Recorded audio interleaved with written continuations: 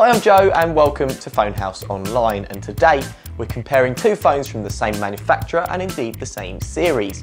Now the Galaxy S5 is a premium handset and the A3 is a budget handset that places a premium on style. That being said, the A3 still packs a load of features that are also in Samsung's flagship phone. So let's find out why there is such a drastic difference in terms of price and ask who's going to like them. Okay, so kicking off with build and design, and the S5 is, as you can see, a larger handset. In terms of dimensions, it is going to be bigger and it's a little bit heavier as well, coming in at 145 grams compared to the A3's 110.3 grams. Also, the S5 takes a micro SIM while the A3 takes a nano SIM.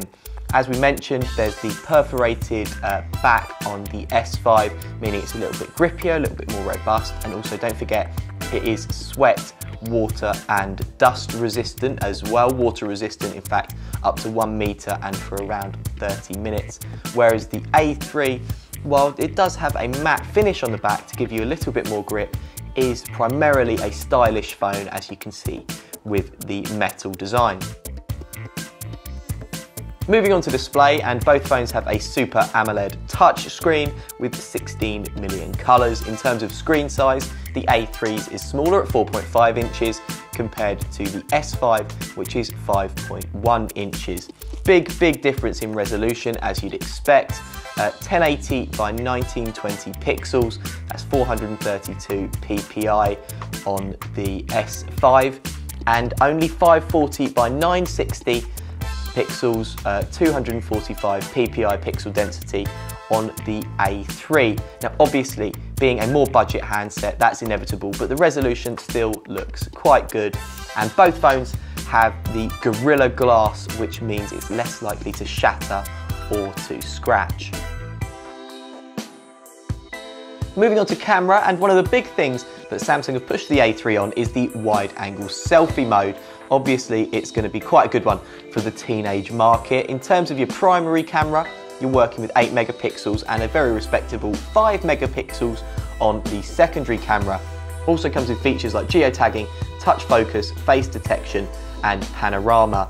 Obviously, being a considerably more expensive and more powerful piece of kit, the S5 does all of this quite a bit better. You've got a 16 megapixel primary camera and it's an excellent resolution as well, something like 5,000 to 3,000 pixels, which is very good.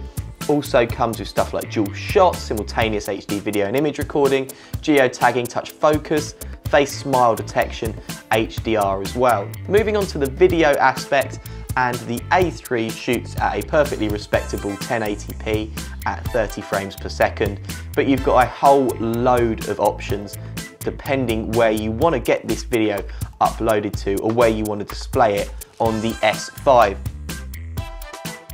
Moving on to performance, and obviously both phones are running an Android OS. On the A3, it's the version 444 of KitKat, and on the S5, it's the 442 KitKat, which is upgradable to version 5 of Lollipop.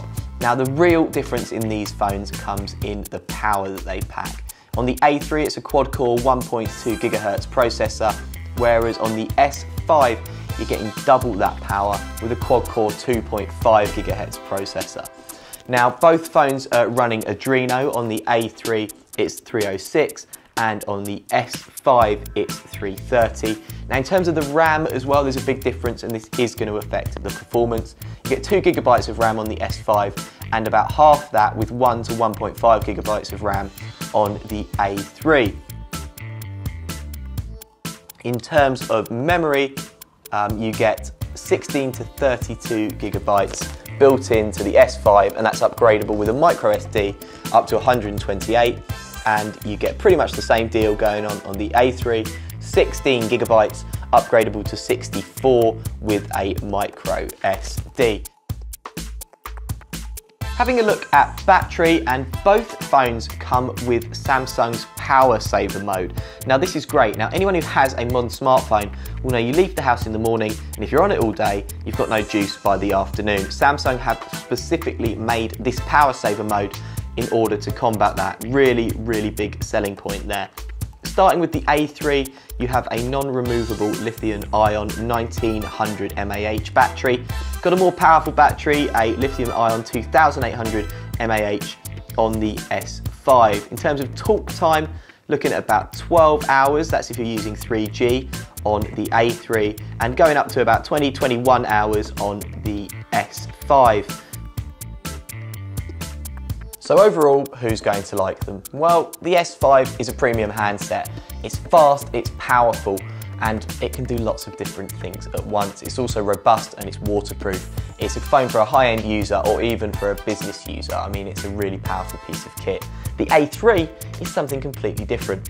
Undoubtedly looks great. It's a really stylish, cool looking phone. That being said, it is going to struggle when you try and do things that are too complex on it. It's going to struggle when you're running a lot of things simultaneously. That's because it's only got 1 gig of RAM and a chip that's, to be honest, a lot less than what you'd consider powerful.